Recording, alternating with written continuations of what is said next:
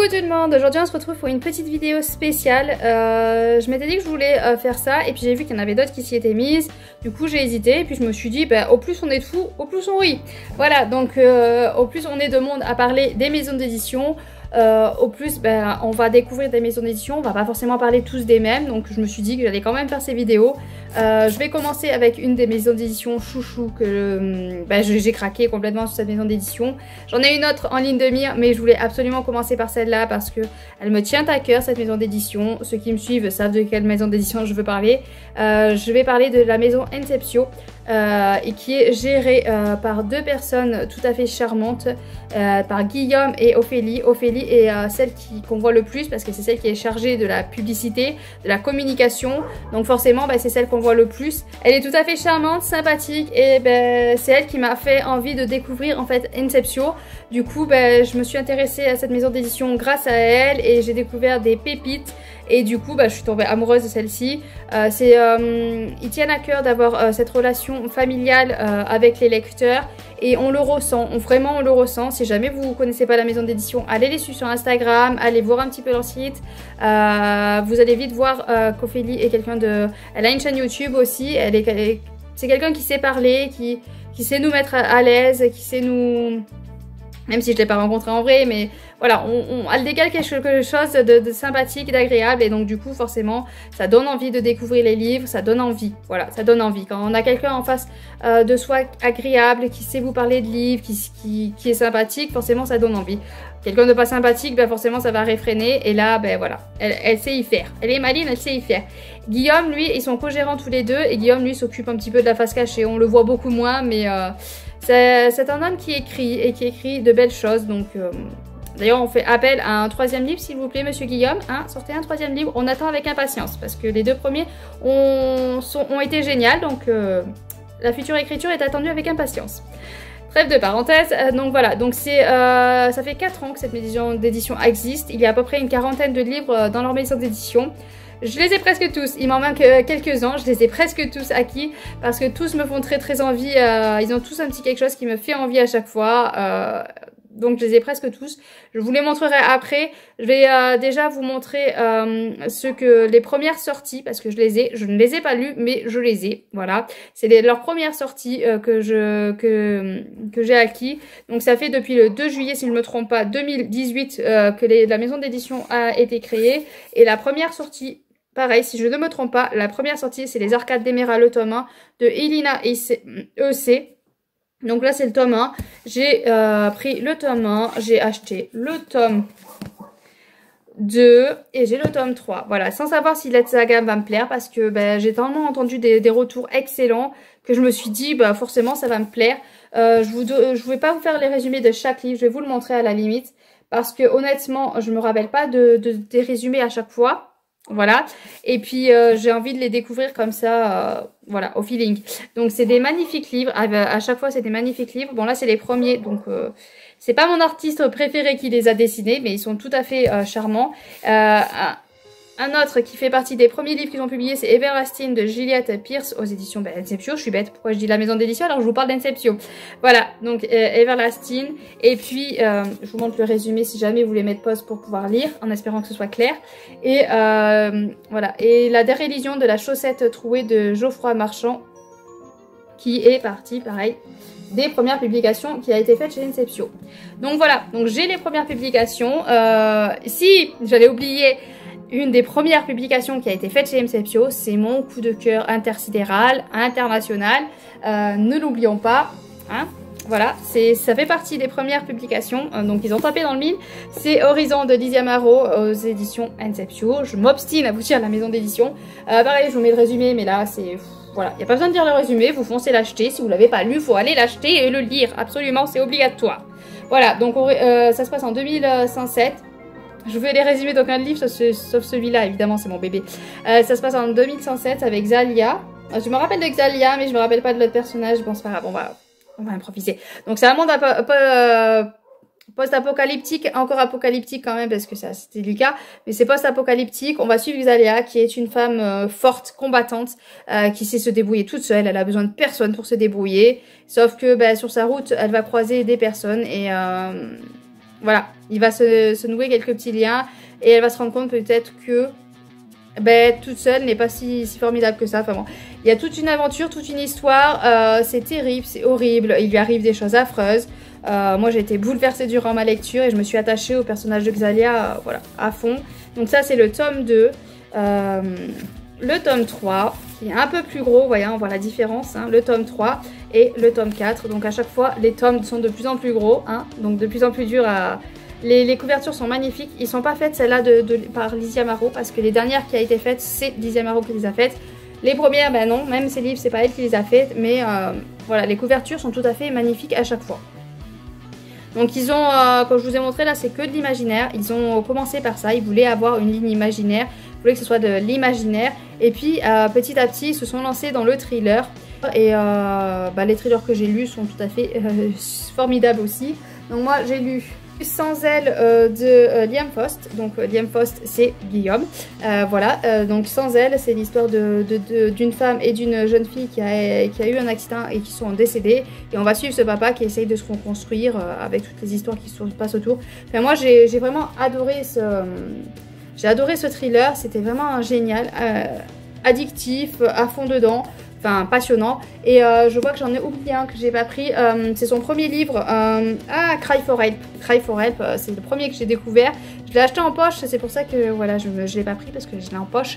Et du coup, c'est pas le même format. Et je regrette d'avoir pas pris le même format parce que du coup, il est pas... Voilà, ça dépareille dans ma bibliothèque, mais vraiment passionnant. Voilà, les deux sont passionnants, sont géniaux. Si vous avez envie d'un petit thriller très addictif, foncez, que ce soit Cry for Help ou Sans elle. Très agressif. Donc comme je vous ai dit, voilà, c'est des gens sympathiques.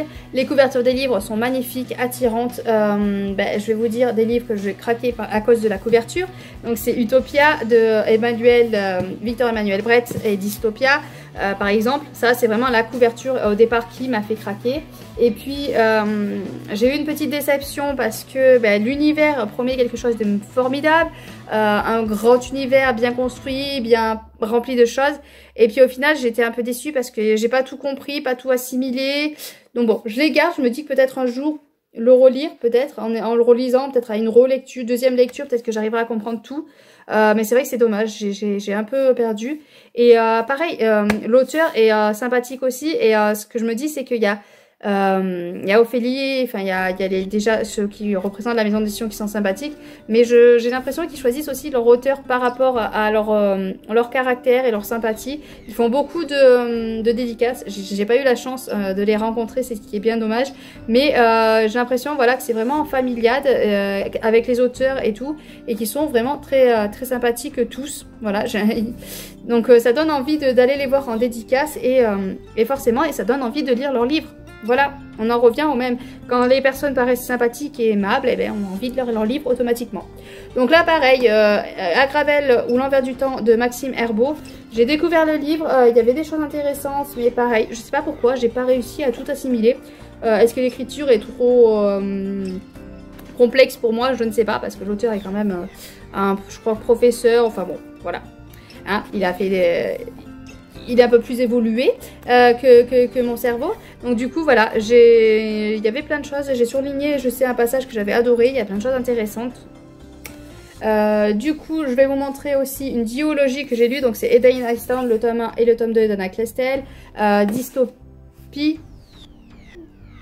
Oui, je crois que c'est Dystopie. À chaque fois, je mélange avec un autre truc, avec Utopie. Mais je crois que c'est Dystopie. Avec deux personnages. Donc, une qui vit dans une bulle, un cocon tout protégé. Et Aylan, lui, est sur une autre île où c'est un peu moins sécurisé, ou un peu moins protégé. Mais est-ce que l'île est si bien que ça? Est si préservée que ça? Est-ce qu'il n'y a pas une face cachée, hein, avec le squelette qu'on voit là? La tête de squelette, moi, j'avais pas vu. Il fallait vraiment le chercher.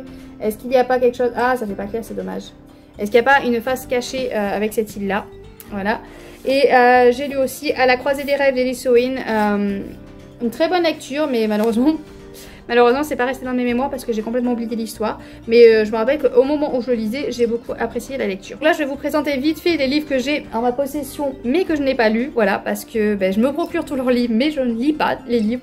Donc c'est un peu ridicule, mais bon, que voulez-vous, on ne se trouvait pas. Donc j'ai Soline et le monde abandonné de José Carly. Hop, j'essaie de vous mettre, mais je crois que ça fait flou, donc Dommage pour résumer. Chroniques oubliées d'Hyperion, La Fureur des Rapaces, donc le tome 1 de Lina Deranor. J'ai le tome 2 quelque part, je ne sais pas où il est. Il est peut-être là. Non, bon, je vous montrerai plus tard. Hein. A Walk on the White Side de Julia Weber. Donc ça, c'est un... Pareil, il doit faire partie des premiers qui a été publié.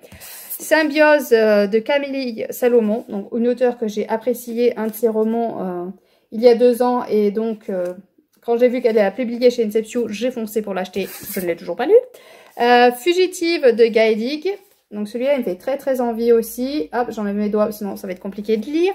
L'amant tenu de Luca Tatiazim. Pardon. Par contre, les noms des auteurs, il va falloir simplifier, hein, parce que c'est compliqué. Donc là, j'ai Outsfer tome 2. Donc je ne vous ai pas montré dans l'ordre. Hein. Donc ça, c'est le tome 2 de Guy Roger Duvert, Le Réveil. Donc je vais peut-être pas vous montrer le résumé du tome 2. Je sais pas où est le tome 1. J'ai bien organisé, attention. J'ai pris Ménélara de Vincent Donizos. Vincent Donizos a sorti un thriller un peu comique. J'hésite à aller me l'acheter parce que... Voilà, hein, là c'est le tome 2 de Ménélara. Vincent Donizos a beaucoup d'humour, hein, mais j'ai un petit peu peur avec l'humour parce que vous savez que moi et l'humour, des fois, ça ne le fait pas toujours. Alors ensuite, j'ai Une jeune femme au paradis de Julia Weber. Donc je vous ai montré déjà un autre de Julia Weber juste avant. Le voleur d'âme de Jean Dardy. Pardon, Jean Dardy. Donc voilà, c'est plein de romans qui me font très très envie. Là, j'ai envie de craquer. Donc il serait temps que je craque. Je vais essayer d'attraper dans l'ordre. Donc j'ai la saga surnaturelle, le tome 1 partie 1 mystère de Iji Swan. J'ai la saga surnaturelle, le tome 1 partie 2 toujours de Iji Swan. Voilà. J'ai le tome 2 partie 1 de Iji Swan et le tome 2 partie 2 de Iji Swan. Voilà. Cette saga, mon compagnon attend avec impatience la suite. Il lit quasiment pas, mais voilà, il est tombé amoureux de cette saga au possible. De l'autre côté, des étoiles de Jérôme Patalano. Donc ça fait partie des derniers. Et le tome 2, les chroniques d'Hyperion, Boréal, le 5e continent, de Lina Deranor. Donc voilà, je vous demande pas trop résumé, c'est le tome 2. Donc voilà un petit peu les livres d'Inceptio que j'ai. J'en ai pas lu beaucoup, mais je suis sûre que tous vont être des coups de cœur parce que je fais confiance en Ophélie, je fais confiance en la maison d'édition, donc je n'ai pas de soucis là-dessus. Donc en résumé, Inceptio, c'est une maison d'édition familiale, sympathique, où les gens sont sympathiques et où on peut avoir facilement de quoi parler avec eux. Que ce soit sur Instagram, ils ont YouTube, ils ont Facebook, ils sont sur TikTok aussi. Donc n'hésitez pas, vous pouvez même les contacter pour parler un petit peu de leurs livres et tout ça. Et en général, ils répondent assez vite.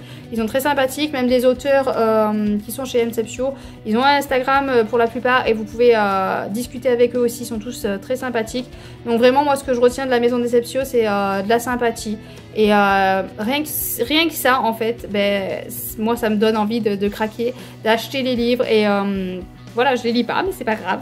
Ça me donne envie d'acheter tous ces livres-là parce que on se sent bien avec eux, on se sent bien. Quand je regarde les lives sur Instagram, je sais que si je peux regarder en live, je peux communiquer et ça va être lu et ça va être partagé. Enfin voilà. Donc je vous en dis pas plus, je vais pas vous faire une éloge de Inceptio, mais pour moi, la maison d'édition d'Inceptio, je suis tombée amoureuse parce que sympathie en fait. Et, il n'en faut pas forcément beaucoup pour une maison d'édition pour qu'elle marche. Moi, je vous dirais franchement, aux maisons d'édition, ayez cette sympathie, ce sourire qu'Ophélie a tout le temps, cette façon de parler qu'elle a. Enfin, voilà, elle dégage quelque chose, Ophélie, qui fait que forcément, dès qu'elle parle dans un livre, on a envie d'acheter ce livre-là. Et elle le fait d'une façon qui n'est pas... Elle le fait pas comme si elle voulait vendre le livre.